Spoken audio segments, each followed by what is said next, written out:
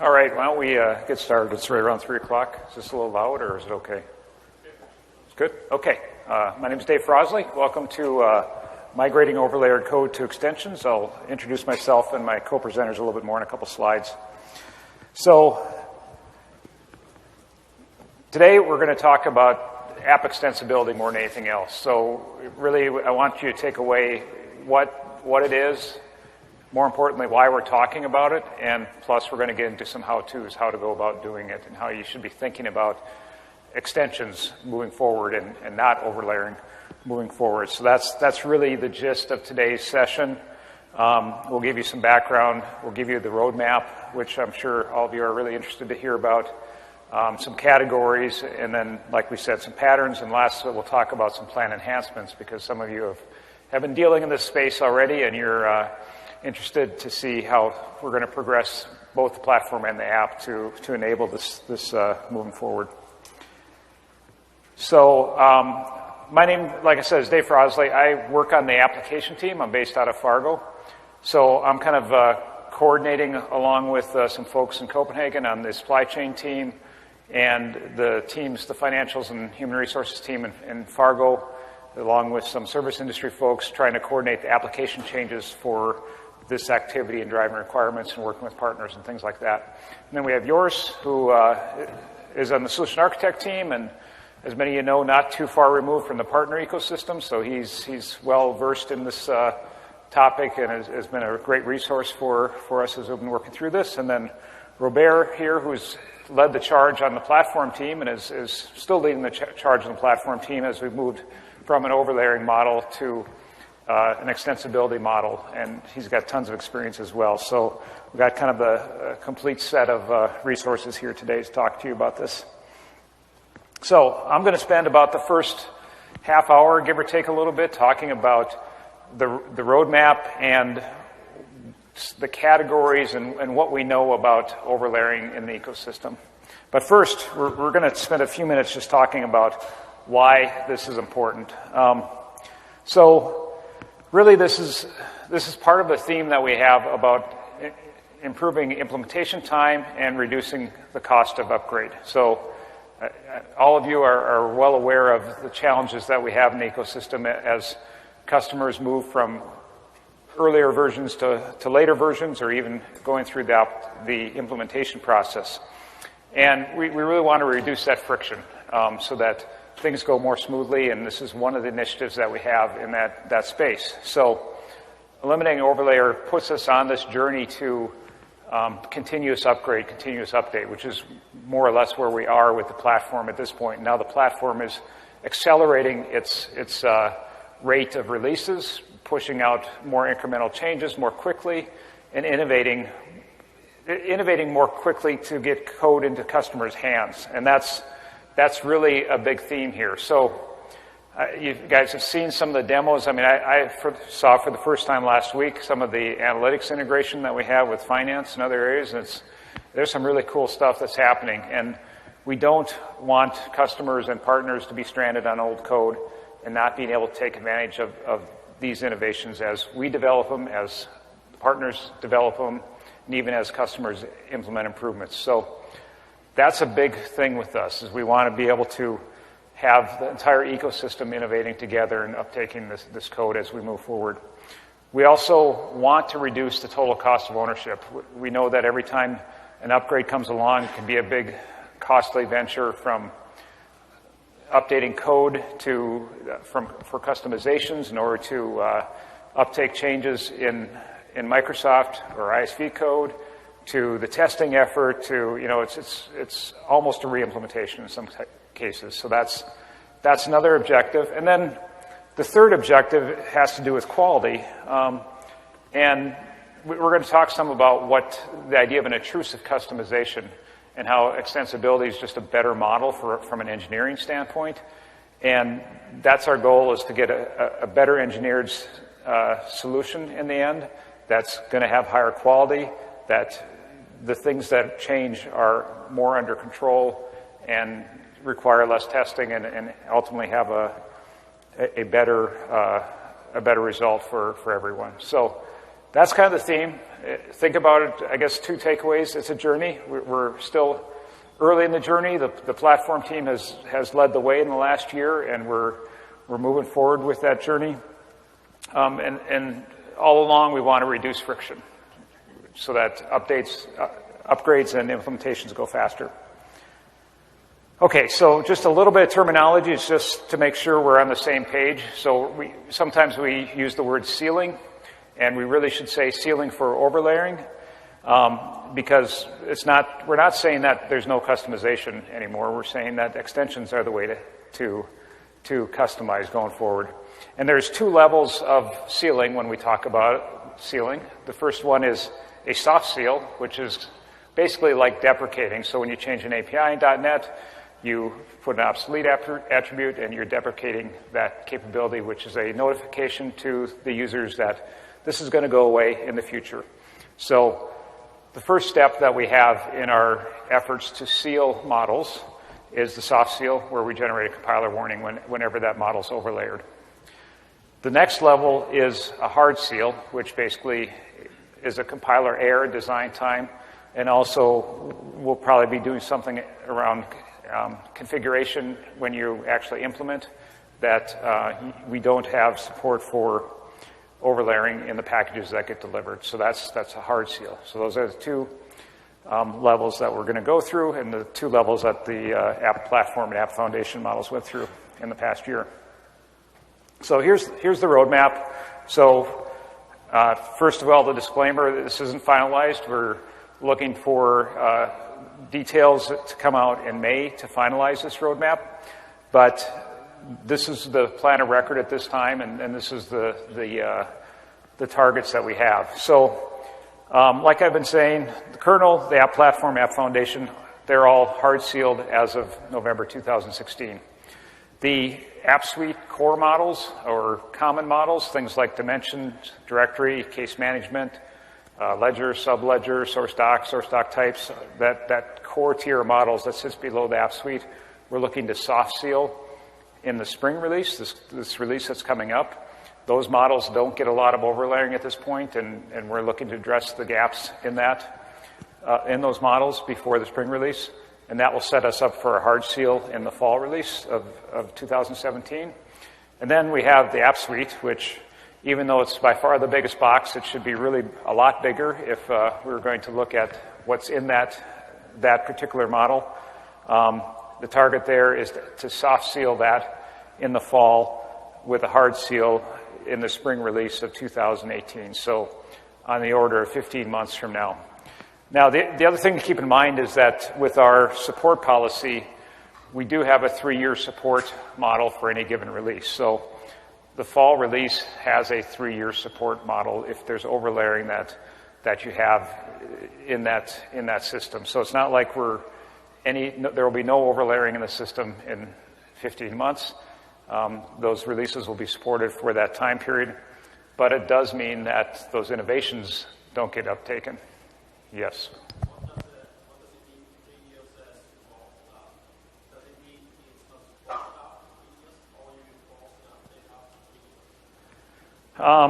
3 years? I'm not real well versed in the support models. Do you know, Robert? It means it will not support it. So practically, if you're on the 2017 release here and you still have overlaying, you will be supported until 2020. Without support. Yeah, just like there's customers running AX4 today. Frankly, it's a new era for this world, right? We haven't reached that stage yet. What does running in a Microsoft cloud without having support, how it's going to look like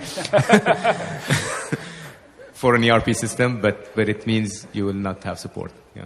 Yeah. Let's not try to get there. But Robert hit on a theme that I didn't really emphasize as much as I wanted to in the previous slide. I mean, this is all part of our cloud journey as well, right? I mean, we're moving closer and closer to being a true SaaS offering where we have more frequent updates and upgrades that are seamless, and that's the goal. So this is a huge project for us, for Microsoft internally, and you'll get a feel for that in the coming slides. And it's obviously a huge project for many and everyone in this audience, probably. Question, Tommy?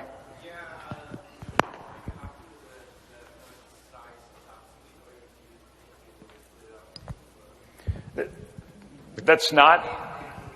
So the sorry. question is, are we happy with the current size of the application suite model, and if we have plans to split it? Yeah, there's further? 2 questions there, right? I think it's the second question he cares for. He cares about the second one, yeah. Splitting up the app suite is not a priority as part of this project.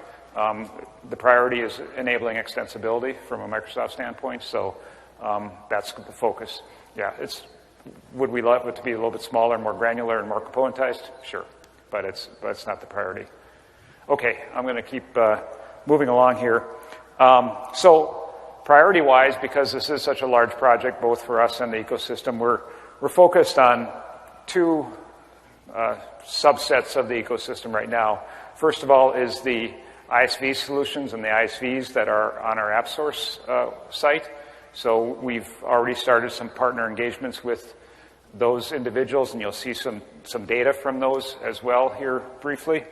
And secondly is new customers. We want to just kind of keep the technical debt down in the ecosystem overall as we move forward. So that's the second focus. So speaking of insights, we have this wonderful capability of telemetry these days, and I've spent a lot of my time at Microsoft in the test and quality function, and this is just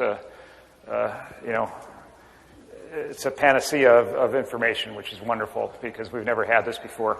But it can be a little bit overwhelming too, and we get multiple sources, and sources that have different perspectives and insights. Some are valid, some less valid. So I'm going to kind of summarize this a little bit just to put some context on some of the slides I'm going to talk about. Not so much to go into a lot of detail. But there's 3 sources that we have for getting customization information. There's the code upgrade, which comes from the code upgrade tool that you use through LCS. There's runtime package customizations, which is something that got put into Platform Update 3, where as packages are deployed, we pull some extension and overlayer information out of those packages and collect that data into some Power BI reports. And then the third circle on the bottom is the customization analysis reports, or CAR, that we get from ISVs as they move, as part of the curation process for a solution going into Appsource. So each of these has some benefits and some drawbacks. If you look at the code upgrade submissions, that's got a lot of really detailed, granular information, which is great, but sometimes we don't know where the source is. If say a customer coming from 2012 or 2009 submits this code for the first time, there's a lot of overlaying that we don't know if it's real or not, right? I mean, could it easily be moved to extensions with some work? And we're really looking for the information that tells us where are the blocking issues? What are the things that we need to do from Microsoft's perspective to enable extensibility? So that's the downside of that.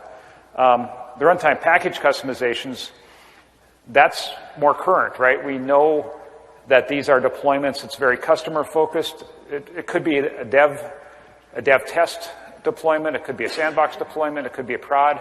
But we know this is real life data. The downside of that is that it's a little bit chunky. We know what elements are being overlayered. So we know what a class is being overlayered, but we don't have the detail. We don't know what methods within that class are being overlayered. So that's a little bit of a gap there. And then the customization analysis reports, that gives us the most accurate data because we know what version they apply to, and we know who the source is, and we know that source is serious about working with Microsoft because they're trying to get onto Appsource. So we've been using that more than anything else, just as a primary source of information to guide our analysis and our initial work here. It provides only overlayer information. We don't see where people are extending, but it does give us good detail and good accuracy. So that's the 3 sources. So I'm going to spend a couple, 3 slides just talking about what those sources tell us. First one is the Appsource ISV Insights. So the top bar graph just shows you number of submissions per day. So these are spreadsheets you submit. For those not familiar, you submit a spreadsheet per model that you are going to have as part of your application.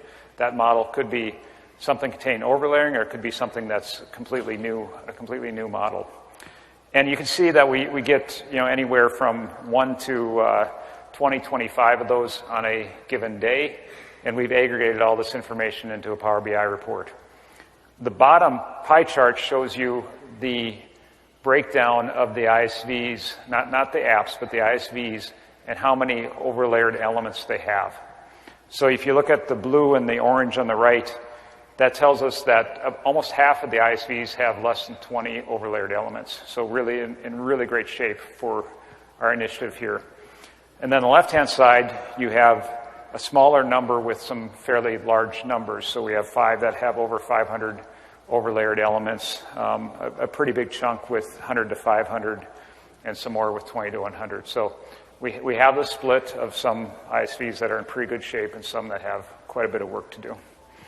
And on the quite a bit of work to do, some have done quite a bit of work already and got it down to a manageable level, but they need some help from Microsoft to go to that final bit, and that's we're working with partners on that. As far as where these overlayered elements are, we have the ability to map it to parts of the product with some internal tooling that we have. So SEM, supply chain, has the vast majority, probably about 2/3. It's probably a little hard to read towards the back. And that's blue up there and green on my screen. I think it's blue. But the big box is obviously SEM. The sub box on the left, that's the largest, that's sales, if you're curious. And then the reddish color on the upper right is GFM, and the blackish color is service industry. So 2/3 SEM, and then the remaining third split between GFM and SI is how you should think about that.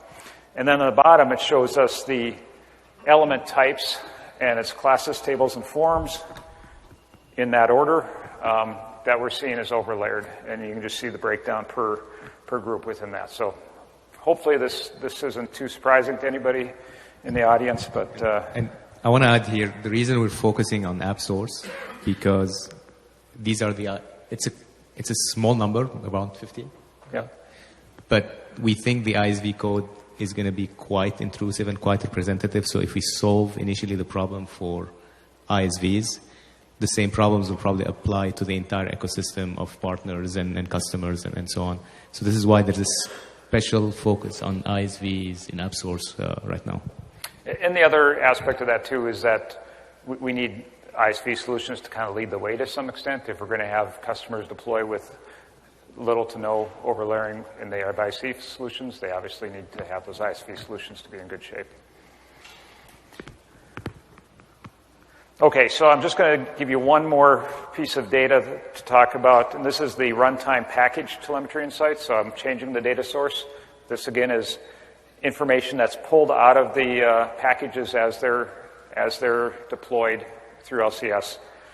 There's a fair amount of duplication in this data, meaning that a given organization, given deployment, could deploy 20, 30 times because they're deploying every day to some different environments and things like that. So it's not so important to look at the total counts with this data, but it's interesting to look at the percentage of extension versus overlayer.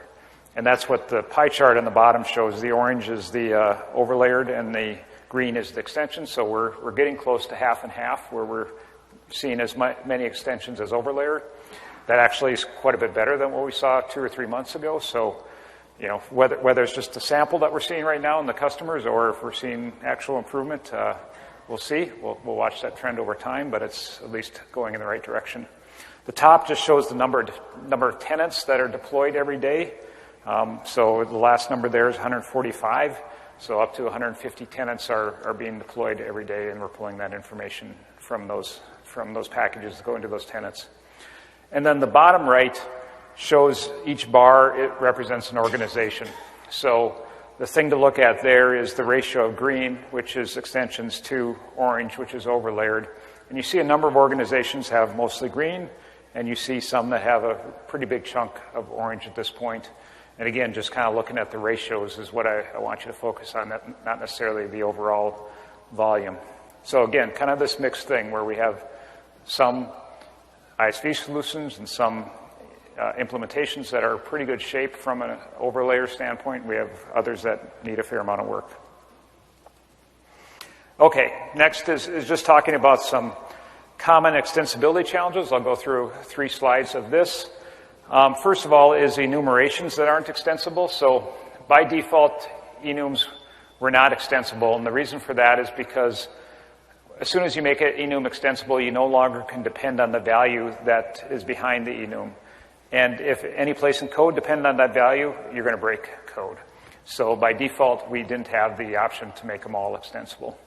So we've actually made quite a bit of progress on this in the last couple of months. This has been a focus area for us for a couple of reasons. One is that the data is very real and easy to get to. We see where enums are being overlayered, and we can go attack those. 2, it does lead us into code, and it helps us understand what the refactoring we need to do from a code perspective in order to enable some of these scenarios. So if you look at the chart, again, this goes back to the Appsource ISVs.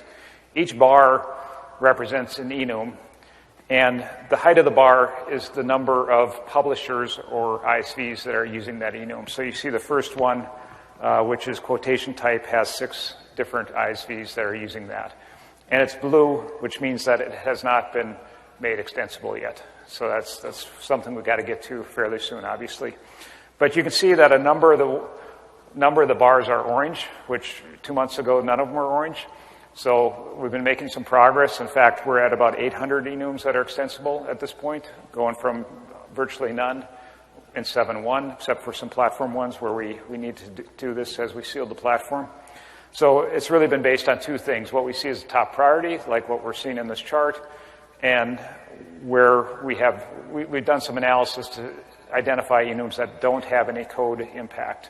So wherever we have an understanding that this enum is not used in a way that would, moving it to be extensible would break any code, we just made that extensible so we don't have to worry about that. So we're at 800 with that at this point.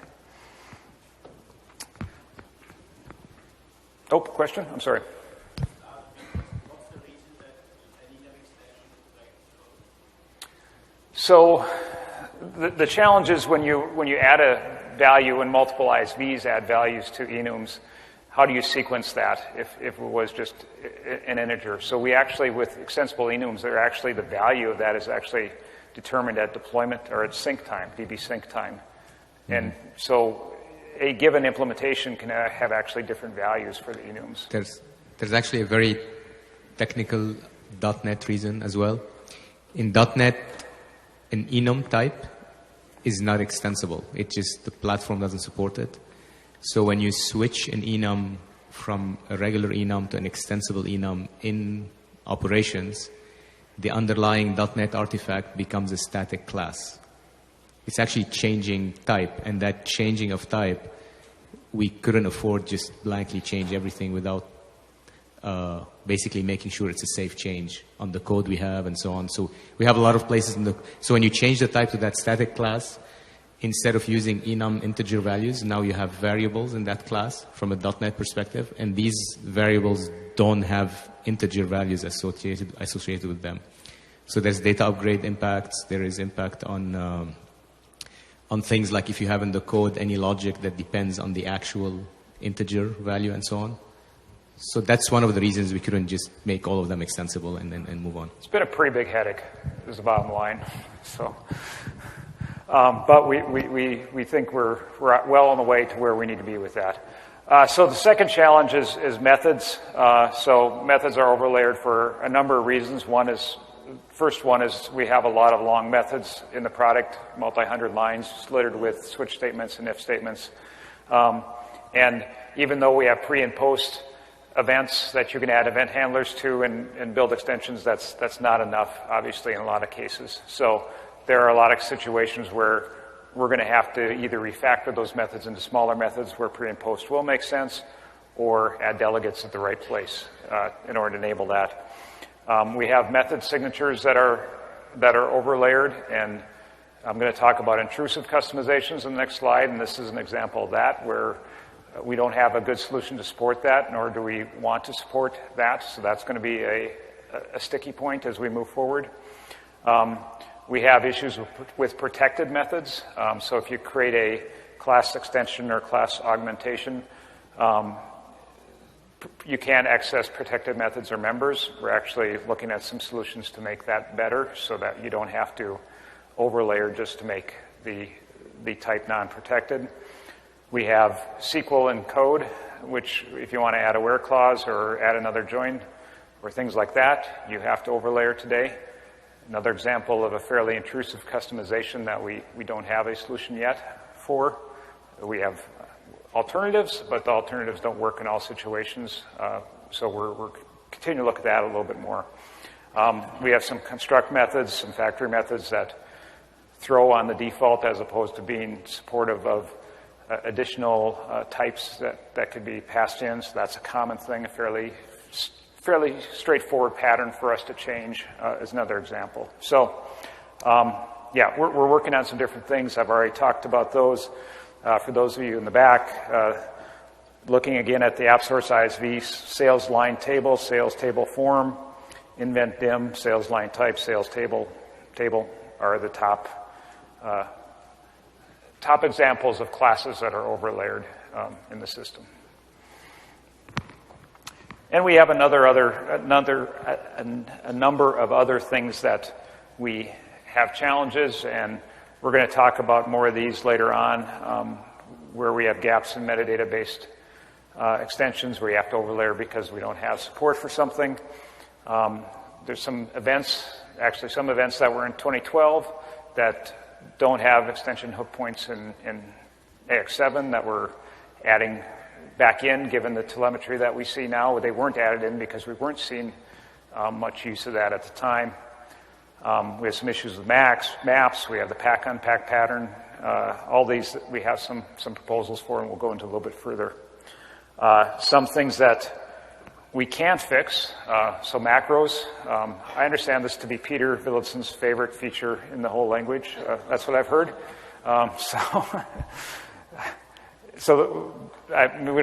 Macros are not going to be extensible.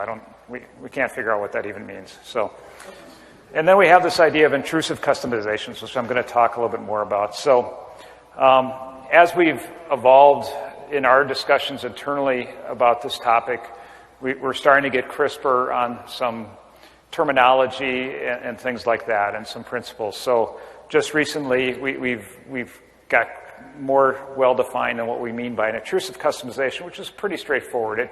It's a friction-producing thing in our overall ecosystem. It limits our goal of continuous update, our long-term goal of that, and it causes friction because whenever an intrusive customization exists, it means a fair amount of work for our partners and our customers.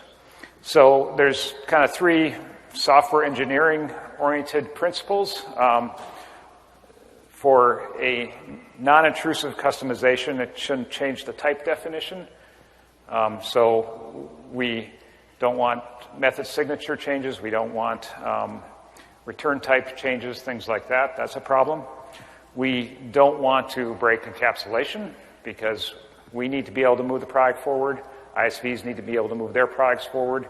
And the way you do that is by controlling your private implementations.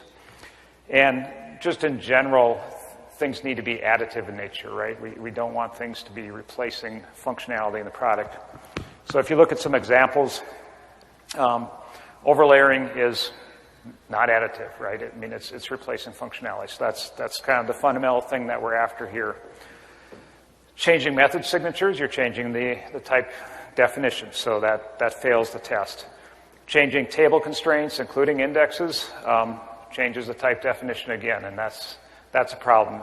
Indexes, I know, are a challenge, but it's a challenge from our standpoint just because those are things that ensure the performance that we need in the system, but we know there are cases where there's real needs for that to change as well, so we're going to have some conversations with people where there's real needs to do that type of change. Method access modifiers, breaks encapsulation. You make a protected or private public. That's no longer something that we have free control over. Change return with delegate handlers is not additive. There's this idea of the Liskov's substitution principle, which basically means if you substitute functionality, it has to behave as the other functionality, even though the implementation might be different. It's one of the solid software engineering principles. And basically, if you don't meet Liskov, you're not being additive at that point. And the SQL statements in X++ code, again, that's not an additive type scenario. So we have a number of these examples. And what do you do when we have these? So first of all, there's lots of opportunities to refactor code. And Joris is going to give you some examples here in a couple of minutes where you move things from being non-intrusive, which might be inline code, to something that's more additive in nature. So that's the first thing. And we have lots of examples from partners who've been investing in this for a year plus and have made that mind shift to go to extension-based solutions. Resolution 2 is you take that as far as you can, which a number of partners have. That's where we want to work with you to try to figure out what the gap is. If it's a long method that needs refactoring more delegates, if it's an enum that needs to be made extensible, all these things are things that we want to have conversations and ways to discuss and collaborate on this. And we'll talk a little bit at the end how we want to do that from an engagement model. But there is scenarios where it's just the solution that's in play is intrusive. And going forward, it's probably not going to be a viable solution or implementation.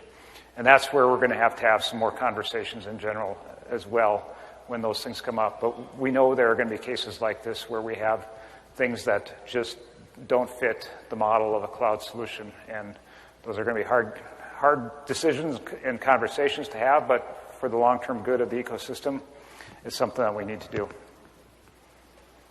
Okay. I think we're doing about right for time. So yours.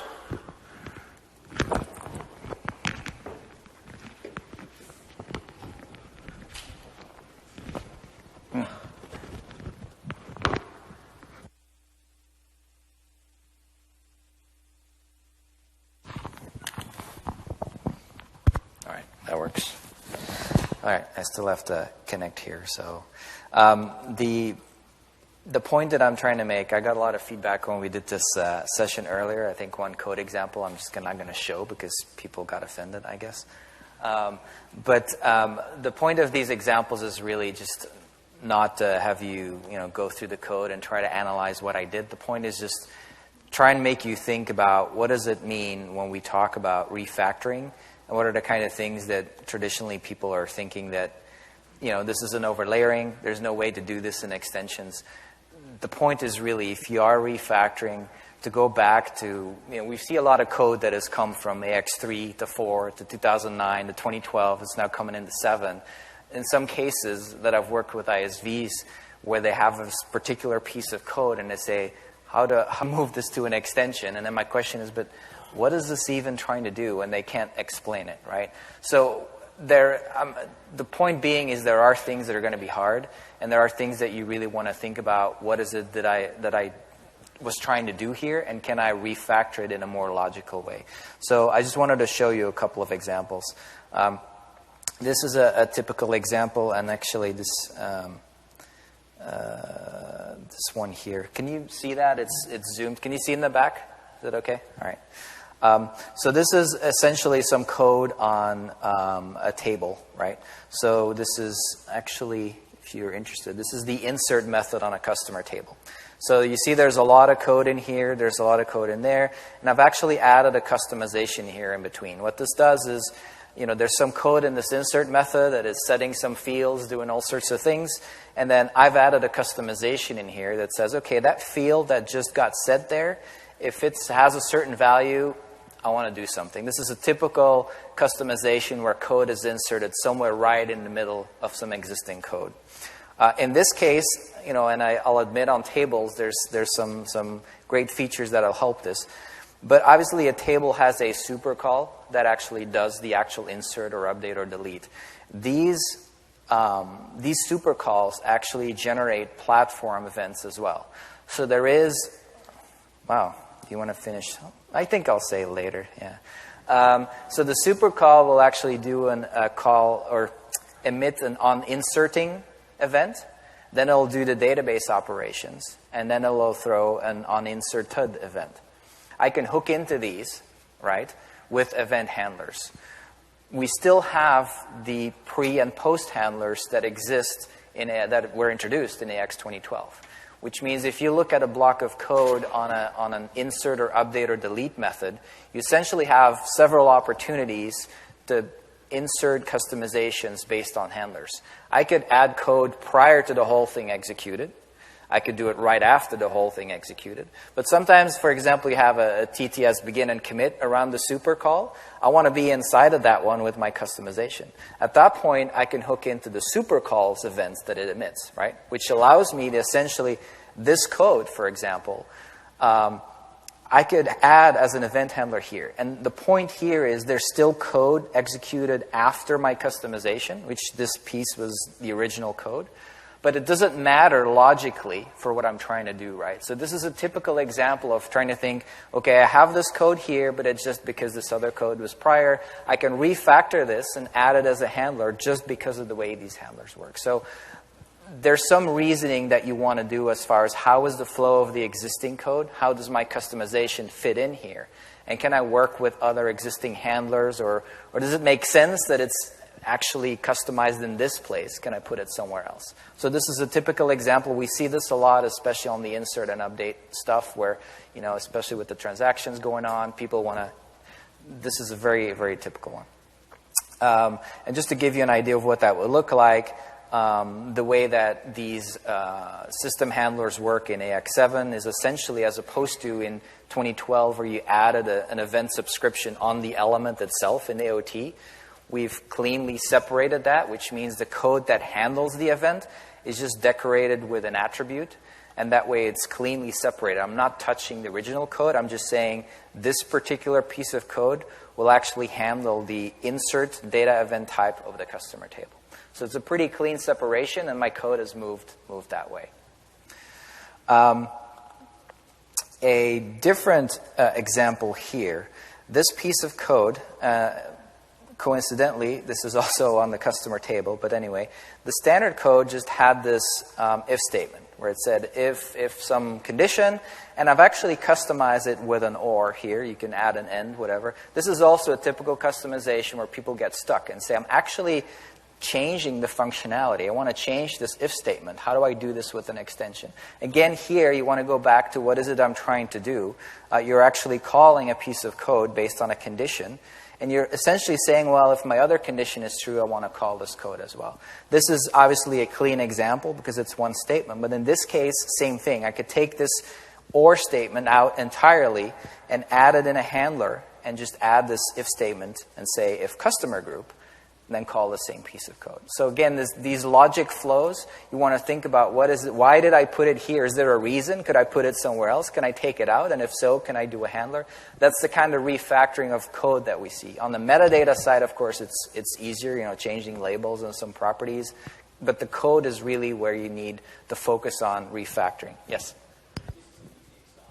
I'll admit this is an easy example.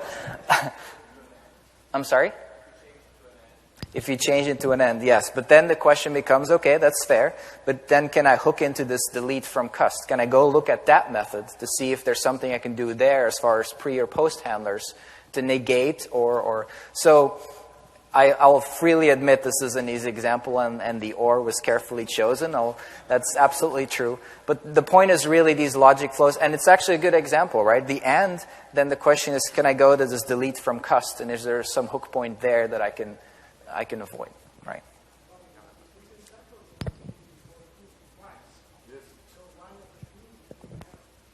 I'm sorry?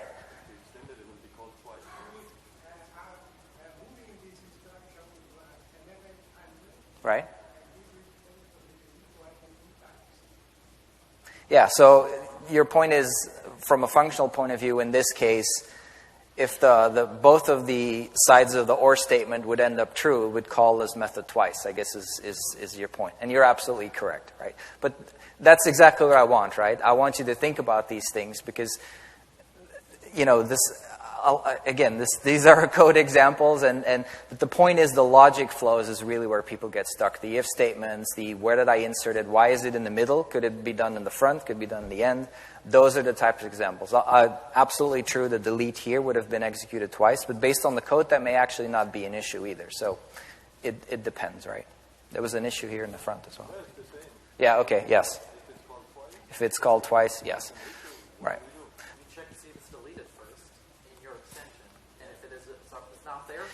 Yeah, I mean, there's things. I mean, this is just. I randomly picked this particular piece of code, right? And it's a valid statement. The point is just that's exactly what you should be doing: is reason about these things and think back to what it is I'm trying to do. What are the effects, and can I refactor it? We've gotten a lot of questions where people say, "Here's my code.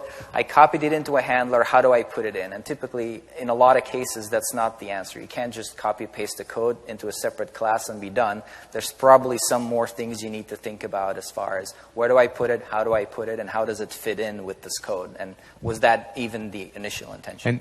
And there will be cases like Dave mentioned where you go to the next level where you ask Microsoft for an event. Right.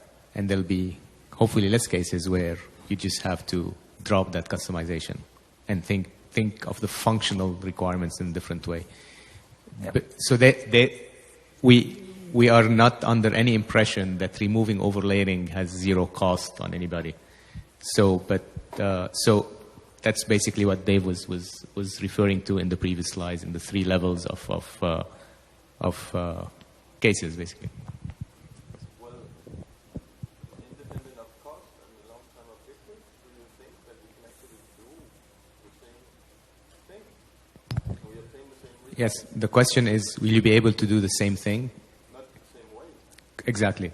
So the goal is to let you do as much as possible while keeping this a cloud service that is upgradable and serviceable. So the quick answer is no. We're not going to let you go into a method and actually yank out the code out of it if that's what you're doing. But there will be correct. But slowly you're going to see more and more features. I'm actually going to tackle this right in after Joris's small demo here, where I'm going to talk a little bit about what we're doing, especially on the language side, not necessarily on the metadata side. But give me a second. So the final example I wanted to show, and Dave had it was one of the bullet points.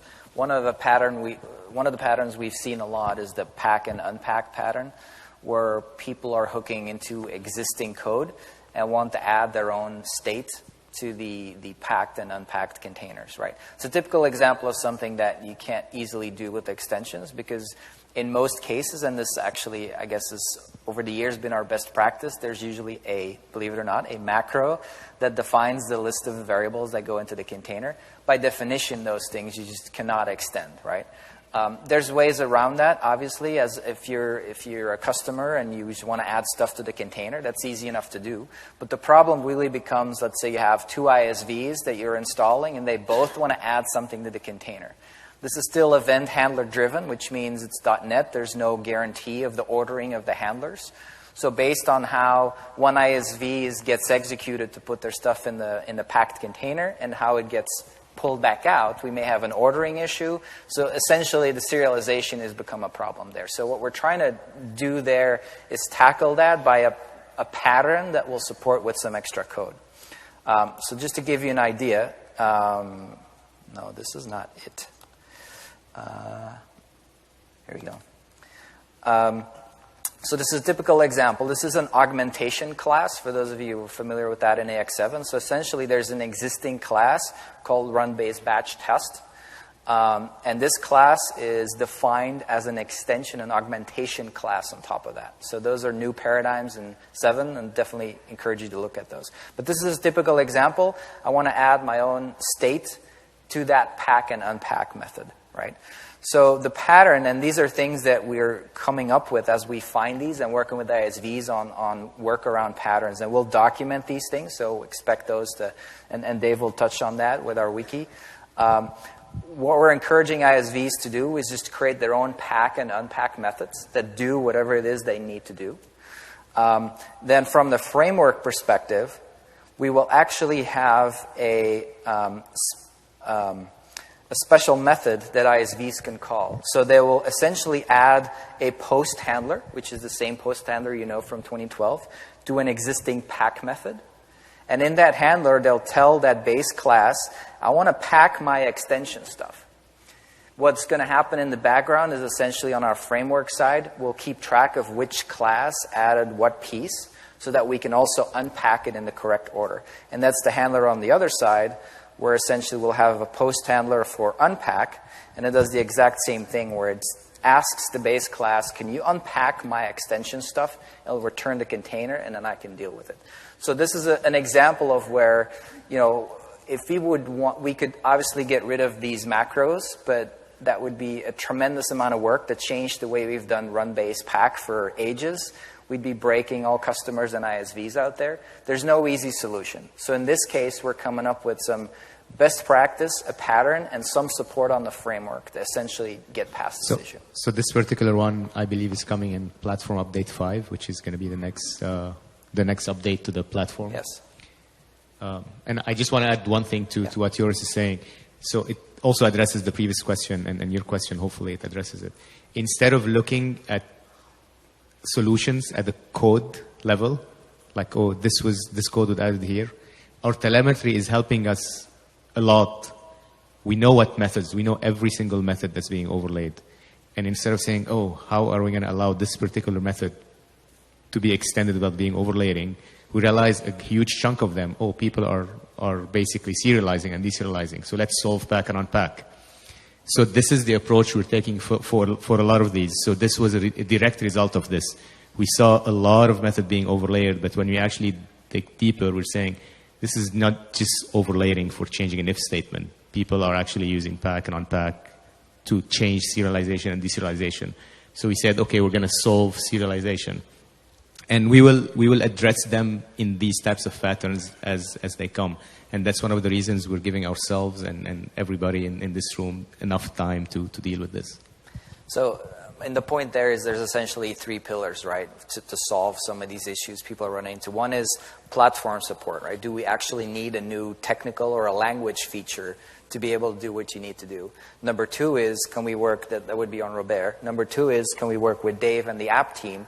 Is there code refactoring we need to do? Add delegates, split methods, those types of things to support it. And then third, there may be patterns. Maybe it's a matter of us saying, here's how you address this particular issue. Here's the pattern to use to get past these things. And then the fourth issue is there may just be things that we end up saying this is just not possible. And then we'll have to deal with those as we find those. As you can tell, it's a very simple problem we have to solve this year. Yeah. Right. So, Dave, that's what I had as far as demos. I think, does that clicker not work? There we go. Oh, nice.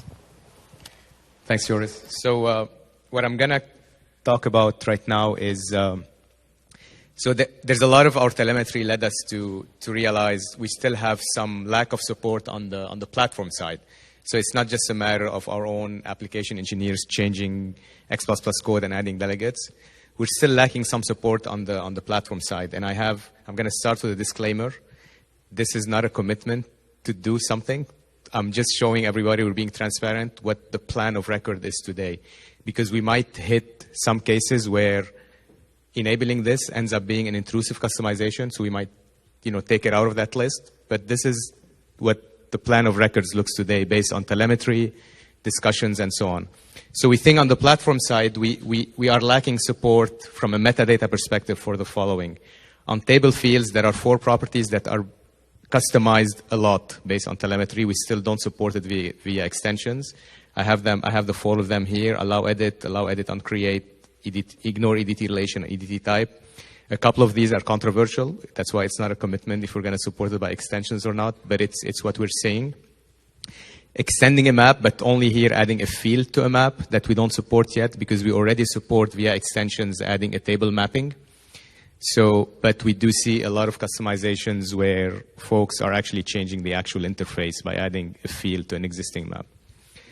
The third one is form patterns. We do allow you to add things to form, which is a great feature and is being used a lot based on telemetry. But then sometimes you go and add a tab and you get an error that this doesn't fit the UX pattern anymore. So yeah, we allow you to add, but then you can't compile it. So we're going to add this feature where after adding something to a form, adding a tab or any control, you change its pattern to custom. So it'll allow you to proceed and say, okay, it's a custom pattern. I'm not within the UX regular patterns, but I can extend that form. Table relation, adding a field to a table relation is something that is customized a lot. Changing the value of a query range, disabling a query range. These are also bordering on the intrusive side. We might rethink them, but this is customized a lot. Tooling. We will work on tooling that allows you to move from overlaying to extensions faster. This is not going to be magic. It's really hard to replace a human in a lot of these cases.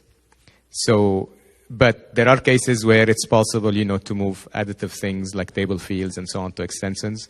So we'll be working on tooling either on the code upgrade side, because as you know, there's a code upgrade service in LCS that will give you a head start, changing things into extensions, or within Visual Studio itself, where you will be able to do some. But there will still be cases where you have to, or a lot of cases, especially when you deal with code, where you actually have to write code, an actual developer. And some other things worth mentioning is country region code is heavily customized. There's a lot of partners that simply add localization logic to the application. And right now, via extensions, you cannot change that property. We're going to provide an additive way where you can actually say, okay, I'm doing a localization for this particular country, and you'll change the country region code on some menu items to say I'm supporting now this country or this locale, and etc. And simple change like changing the color on the grid line is quite common, but it's strange enough that today you have to change code to do that. So this is one more thing that we saw is common. On the code and event handling side, there are some events that are still missing on the framework level. Some validate event on data source, on form data sources and form data source fields. There is some support we have on tables that we don't have fully on the form data sources, things like validation events and so on. Lookup events on form data source field, some pre-init event on the form data source as well. We also need support for table edit and display methods when you use class extensions. Right now, we force you to use static methods for those. And also, we saw a lot of cases where even though you're extending, but you want to undo a click event. So based on a certain condition, you want clicking on a button to actually execute your method versus going to the actual default click methods. So we're going to think of support for that via events. So in a nutshell, this is where we're thinking for these incrementally small, what I would call them small features, to allow you to extend more. And this is not considering 80%, I would say, of the work, Dave, that's going to happen on the application side, where the actual X++ code, and Dave is going to tackle this. This is just the framework. Now, what I want to get to is the third slide. And this is basically the bulk of the work we're going to be doing over the next couple of months, I would say, or more on the platform side. And I wish I could share more about this, because a lot of the stuff that we're going to do in this area are actually patentable, and we're not allowed to even talk about how it's going to look like. But I can share with you the requirements that we're going to work against, and and any feedback on it is great. We're looking at a lot of customization patterns in X++ code and so on, and we're even looking at the current support and events, and we do see there's a lot, like, it doesn't all flow together. There's event handlers here, class extensions there, form extensions there, and so on. We wanted a fundamentally new feature that actually takes all of the requirement and puts them in an elegant way. And we're even thinking here of a new X++ feature, like something more creative, and it's fundamental to the language. And we want to make class extensions better, and these are the requirements we're thinking of. We want to allow you to add pre and post logic on public and non-final protected methods. You can tell me, yes, event handlers pre and post exist today, but they're only static and they have a lot of limitations. And I'm using the word logic here, not event handlers, on purpose, because it might not be event handler, it might be something totally new. But this is the requirement we're working against. So you're adding pre and post logic on public and protected methods. You want access to public and protected variables and methods within the class you are extending, only within that class. You want to be able to pass states between those pre and post logic. So it doesn't necessarily have to be the same pre and post logic. You might want to start a state in the pre method of method 1 and then handle some other thing on that, handle that state in the post logic of method 2. So we want to support these types of situations and you want to be able to start a transaction and end it within that extensions, also between pre and post logic. Do things like try and catch, also within the pre and post logic of a particular method. Using code blocks, you also will be able, if we get to implement all of the requirements, have a using code block that starts in the pre-logic of a method and actually completes in the post-logic of a method. And last but not least is all of the above without writing ugly glue code. So, and the reason I'm listing this, and this is basically where we want to hear all of your feedback, we do think, with the exception of going into an actual method and messing with the internals of a particular line that we don't want you to mess, line of code that we don't want you to mess with, this seems to satisfy a large majority of all the customizations we have on Run support. Right now, event handlers don't go that far. That's one of the main reasons we're rethinking it. And we are working on a new design. And as I said, it's a disclaimer at the beginning. It's mostly related to that slide, that this is where we're thinking right now. And hopefully in the next couple of releases of the platform, you start seeing more and more we can expose on this. So I thought it's important to share with you not the design, but the actual requirement behind the design, because this is where it will make everybody think about, okay, are these the requirements I'm going to work under, and so on. So there's a question there. Good. Okay. Mary? Yeah. I know that it seems like if you are able to extend everything and get all of your code really clean, that you'll be able to accept any kind of updates, patches, etc. from Microsoft without any harm. However, I am concerned that some of the changes that come in from patches and updates and everything from Microsoft, you still have to go through a great deal of testing before you can accept that, because it could break what you've done in your extension. Correct. So the question is, sorry. It's not solving everything. Absolutely. So the question is, extensions are not a promise that you'll never ever have to compile or test your code every time you get an update. No, but it's a promise that it's going to be much, much cheaper to do so. Because on the platform side, we are promising full functional compatibility and binary compatibility as well. On the application side, this will not be a requirement. So for minor releases will probably be functionally compatible, but for major releases, there will be breaking changes that will drive you to go through a code upgrade service and so on. So it's not going to be click a button, I'm on the latest release of the application. But the goal is to make this experience much, much cheaper. Okay, yeah, it's about reducing friction overall and continuing on the journey. So just one slide on the application extensibility. Robert was right that 80% of the work is on the application. And I don't know why I have one little slide and he had 3 big slides, but I guess that's the way it works. And that's the real reason is because there's categories of things that we have to do on the application side. Enums, we're going to continue to open those up. There's method overlaying needs, the constructs with throw and large methods. And then there's some other areas where we have to take a step back and see where we need to add, we need to make functionality extensible in the product. So inventory dimensions is listed here. That's one area where we've been working on a solution for a little while and trying to talk to different partners and ISVs to understand if this is going to meet their needs or not. So that's one area.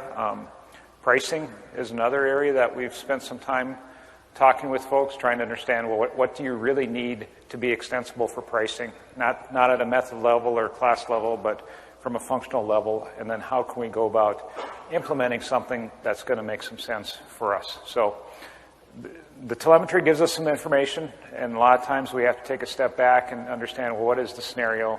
What is the real functionality that needs to be changed? And then work with folks to make sure that we get that right. So speaking of working with folks, this is the last slide. So we have a number of ways to engage, and we're spending quite a bit of time now working with a fairly small group, and we're going to, this event is opening it up much larger, obviously. We've talked about this to many more people than we've talked about up until now. There's I don't have the wikis on here, there's really 5 different ways that we are engaging. There's the Yammer groups. The Platform Extensibility group is a very active Yammer group that is really community-driven in a lot of ways. I mean, more often than not, questions get answered by somebody in the community rather than somebody from Microsoft, and that's fantastic. Thank you for those who are pitching into that. That's really terrific to see that. We have a smaller application extensibility group that has a limited set of people in it right now. We're either going to open that up or we're just going to merge these 2 groups to get more people engaged in the conversation going forward. Connect requests. So we have a little bit of work, I think, to do to get everybody the right invite to the right Connect program to make sure that people can do this. But we do have a request type for extensibility feedback. That'll be a way for you to say, hey, I need this. I need an extension point here. And that will be managed through Connect. And then we're going to adopt a couple things that the solution architecture team led early on in the AX7 days. It was called AX7 then, so I can say it. Office hours and workshops. So office hours is just basically a time period where we have a Skype meeting set up and we have some expertise from Microsoft on the call where you can just join the call and ask some questions and get some real-time answers. And then there's also workshops, and there's a couple different types of workshops that we're thinking about. In the X7 days, the workshops were more about moving your code forward from previous release. So basically, what are the patterns I need to do to refactor my code from overlayering to an extension model? So for those partners and customers who are early in the process, that's the type of workshop we're talking about, helping you move your code forward. But then there's also some workshops where you've done that work and you need to engage with Microsoft to figure out how do we go that last mile to get all of our code moved from overlayer to extension. So it's more of a deep dive, working one-on-one to figure out how to work through those scenarios. And then last, we have an extensibility homepage in the wiki now that has some content. We have opportunity to add more content there. We have some references out to some blog posts and things like that, but we need to build up these patterns over time to get that wiki much richer going forward with the patterns. So with that, I think we are on to some Q&A. Yeah.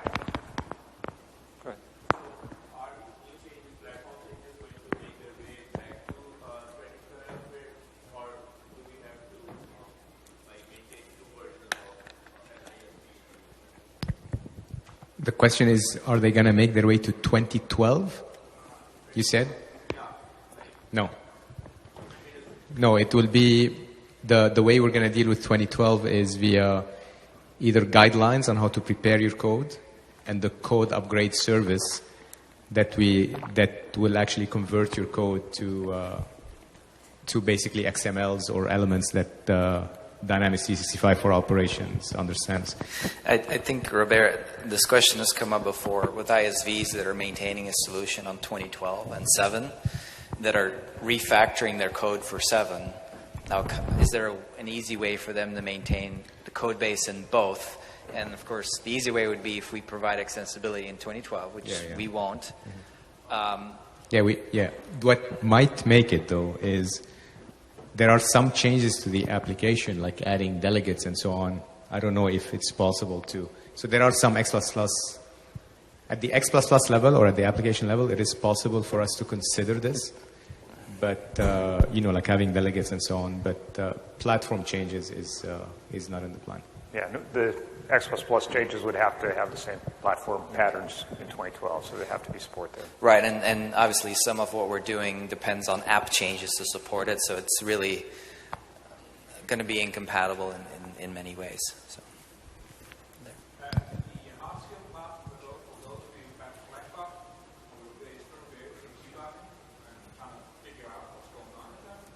Debugging is the question? Yes. Yeah, this same question came up in the previous. So the fact that we're sealing it from overlayering does not mean that we no longer ship the code, right? So you'll be able to see the code, you'll be able to debug it, you just won't be able to change it or overlayer it, right? So there's a clear difference between sealing it versus no longer shipping any code. There's no plans to stop shipping the code of the application. And the code is a good documentation method too that a lot of developers like. So right. So we're not, because even looking at where we put our delegates in our own code and so on helps you understand how to subscribe to it and so on. Exactly. Yeah. So there is no plan to get rid of the code. No.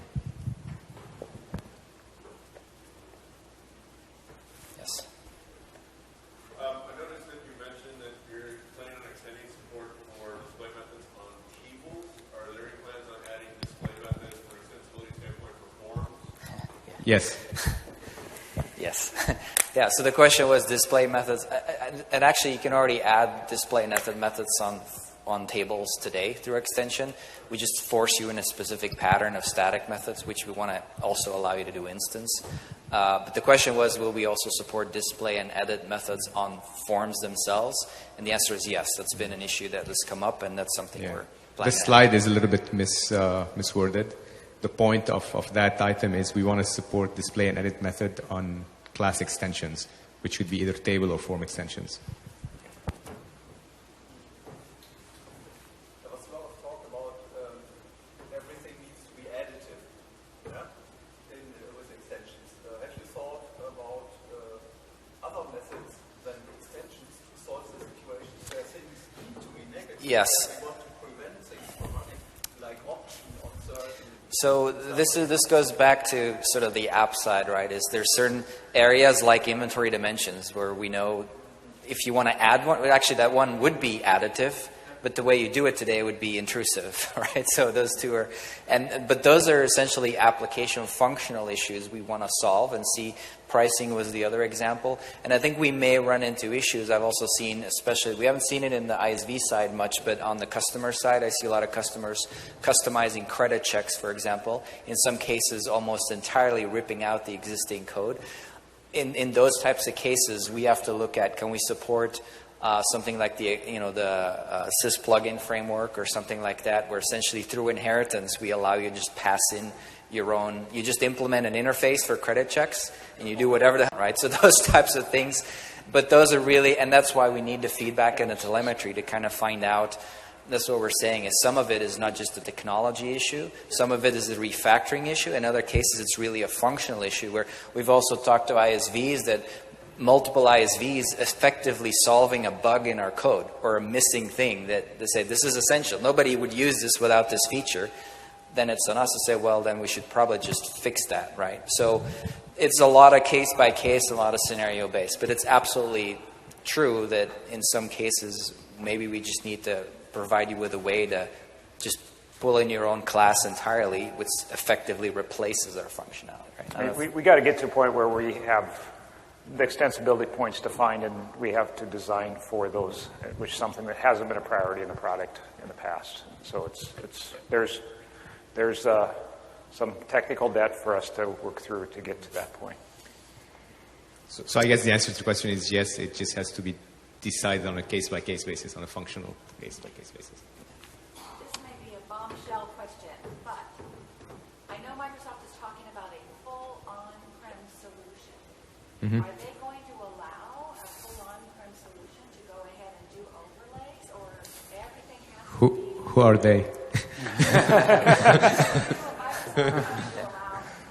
So- I know of a customer that's very, very afraid to go in cloud and didn't know if they would be able to upgrade with Yep. a lot So- of overlaying. Let me repeat the question, right? So the question was, with the announcements around on-prem and hybrid, would we consider allowing people that go with the on-prem solution to still do overlaying?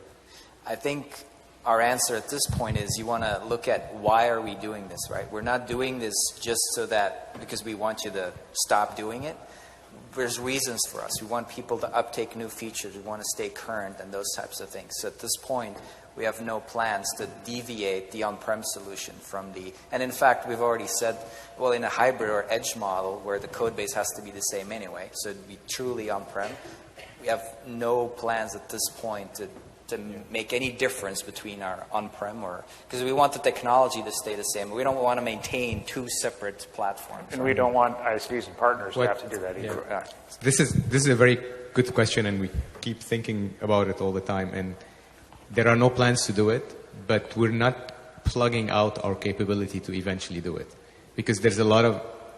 We're not basically taking the platform overlaying functionality and just drop the code and So the plan right now is no. We do want one platform, whether it's on-prem or on-premise.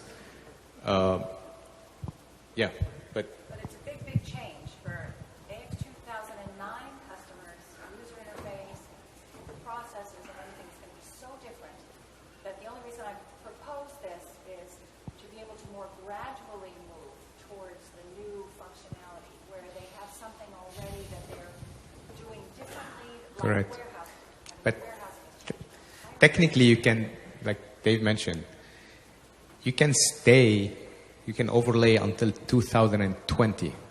That's quite gradual somehow, right? So the requirements, if you look at our executives, when they gave us this work, they said, I want it tomorrow. And it's for us, we're saying, no, it can't be done tomorrow. And that's why we're following a deprecation schedule. And the platform took about a year, I would say, and we're giving the application a year and a half. But also, if you stick with the current version, you will be supported for 3 years. You don't have to upgrade.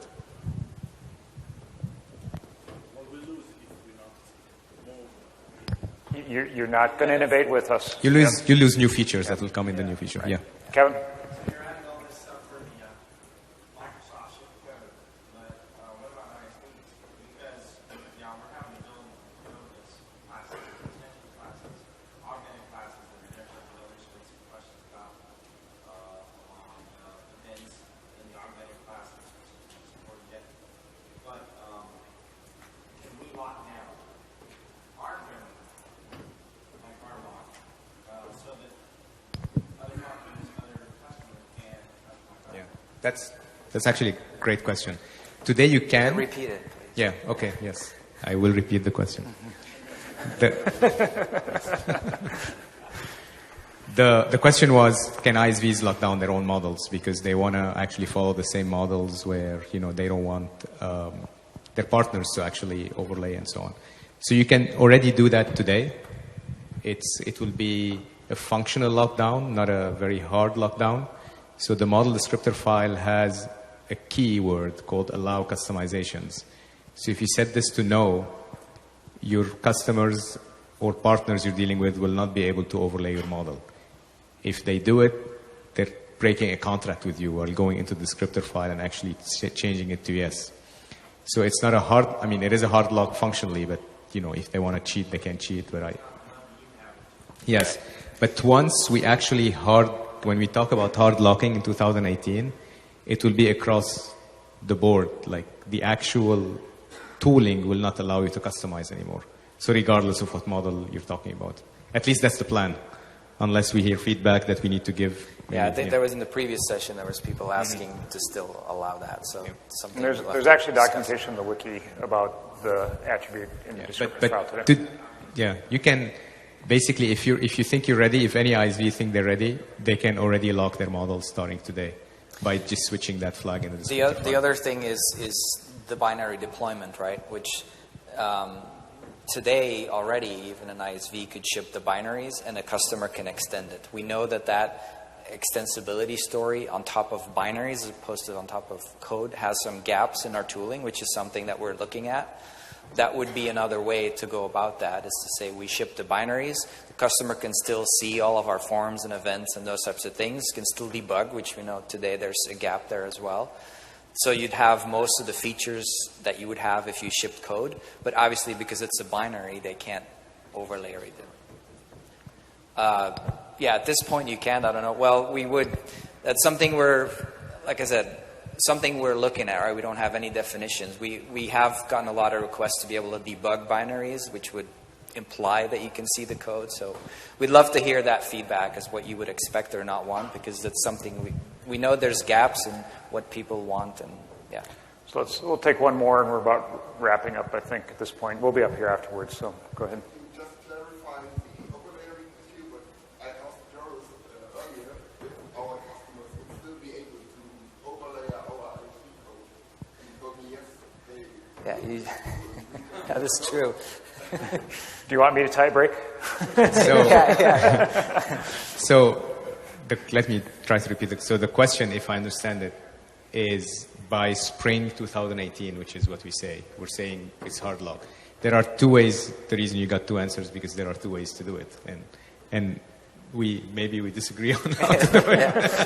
I have no say in this. So we can either lock our models. Any model that is in the sys layer shipped by Microsoft is locked, or we can just kill the feature. And